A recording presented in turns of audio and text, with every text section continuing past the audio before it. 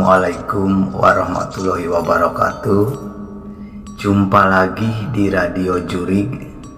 Di Radio Jurig kali ini ada sebuah kiriman dari inisial Dodi yang memiliki cerita monyet-monyet gaib gandakan penghasilan warung soto. Sebelum ke ceritanya, alangkah lebih baiknya Radio Jurig bantu di subscribe dan dipijit tombol loncengnya. Terima kasih. Agar Radio Jurig bisa bercerita cerita misteri yang lebih seram lagi. Kita langsung aja ke ceritanya. Anggap saja yang bercerita di Radio Jurig ini inisial Dodi yang memiliki judul Monyet-monyet gaib gandakan penghasilan warung soto. Kita langsung aja ke ceritanya. Selamat mendengarkan. Pengalaman membuka mata batin adalah pengalaman yang seru tetapi menakutkan, kata Dodi kepada temannya yang bernama Tirman. Ada-ada saja kau, kata Tirman itu kepada Dodi yang tidak menyukai atau tidak percaya dengan yang namanya tahayul.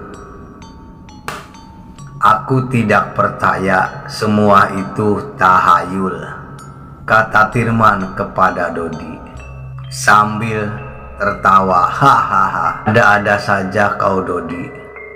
Kau sedang bekerja. Sekarang ini kau sedang makan soto bersamaku. Jadi cobalah, ini seru kok, kata Dodi kepada Tirman.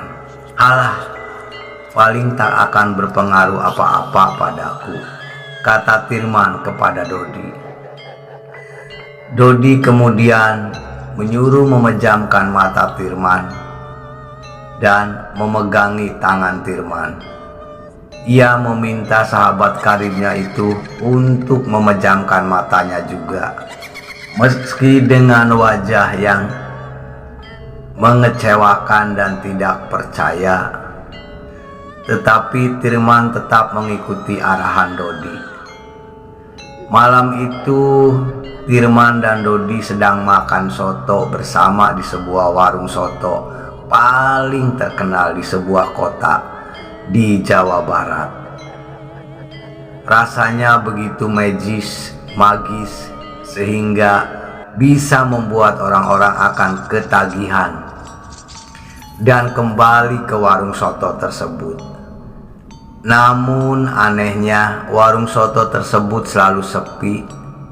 Dan yang lebih aneh lagi adalah meskipun selalu sepi, paling hanya 4 hingga 5 pengunjung setiap harinya, si pemilik soto selalu kaya raya. Maka dari itulah warung soto tersebut dijuluki soto sugih oleh para pelanggan tetapnya. Dodi dan Tirman termasuk pelanggan tetap.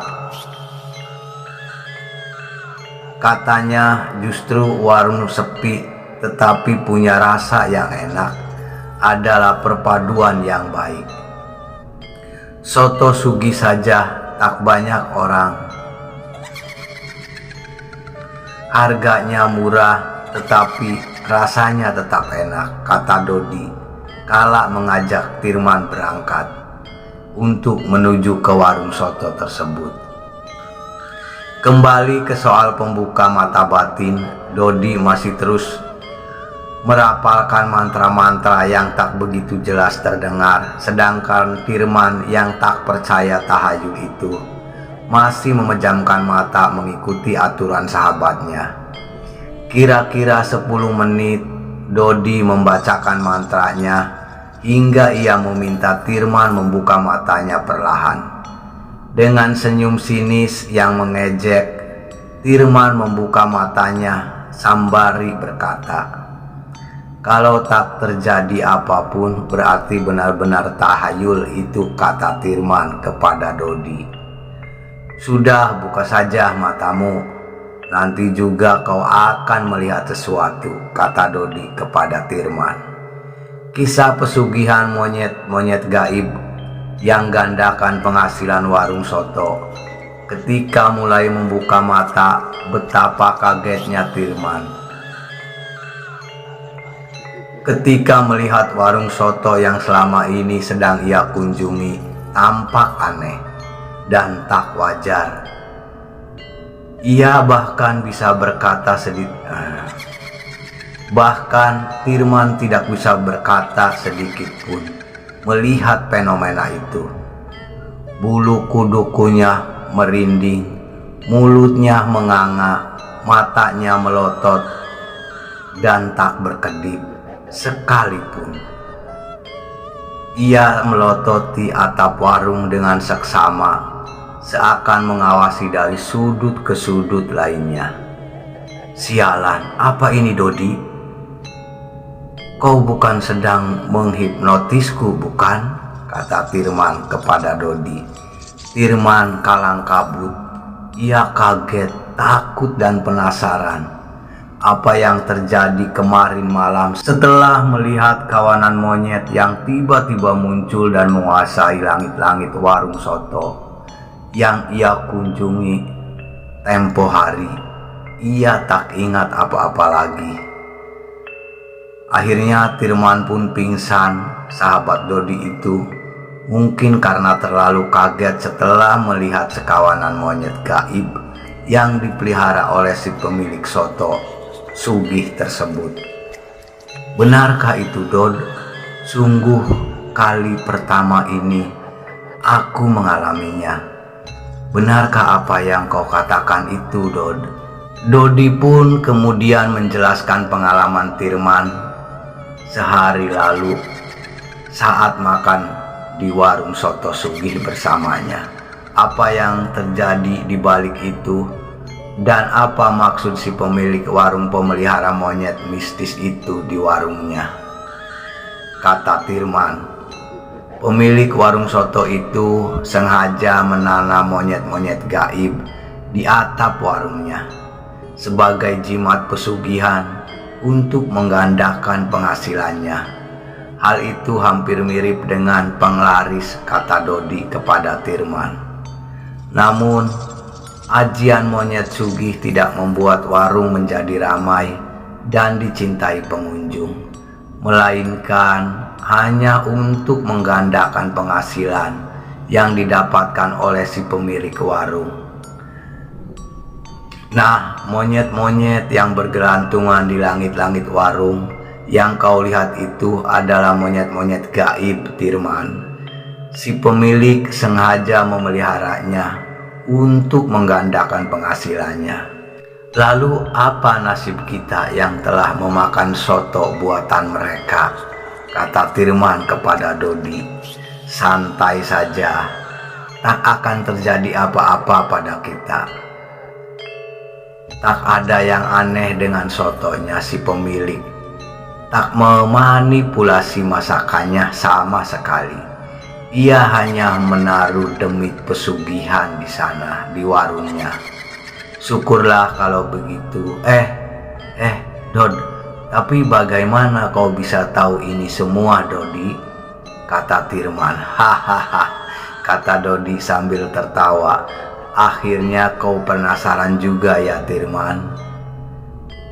Si pemilik warung itu adalah klienku. Itu pekerjaanku sekarang, Tirman. Sudah sangat lama sekali kita tak berjumpa sampai kau tak tahu kalau aku ini seorang dukun, kata Dodi. Hahaha, dukun sialan, jangan bercanda kamu, Dodi. Ya benar, aku sekarang seorang dukun. Apakah kamu mau mengikuti jejak tukang warung soto sugih tersebut? Yuk, kamu bisa kaya raya, Tirman. Tidak, saya tidak mau, Dodi. Saya ingin hidup apa adanya. Kamu jangan sampai mengajak saya yang enggak benar, yang menjebloskan saya ke lubang hitam tersebut. Itulah kisah cerita yang dikirim oleh inisial Dodi yang memiliki judul Monyet-monyet gaib gandakan penghasilan warung soto. Semoga cerita Radio Jurig ini bisa menghibur sahabat Radio Jurig semuanya. Dukung terus Radio Jurig dengan cara di-subscribe dan dipijit tombol loncengnya agar Radio Jurig bisa memberikan cerita-cerita yang terbaik buat sahabat Radio Jurig semuanya. Buat sahabat Radio Jurig semuanya, terima kasih. Selamat beraktivitas dan tetap semangat. Hantu itu ada di belakang.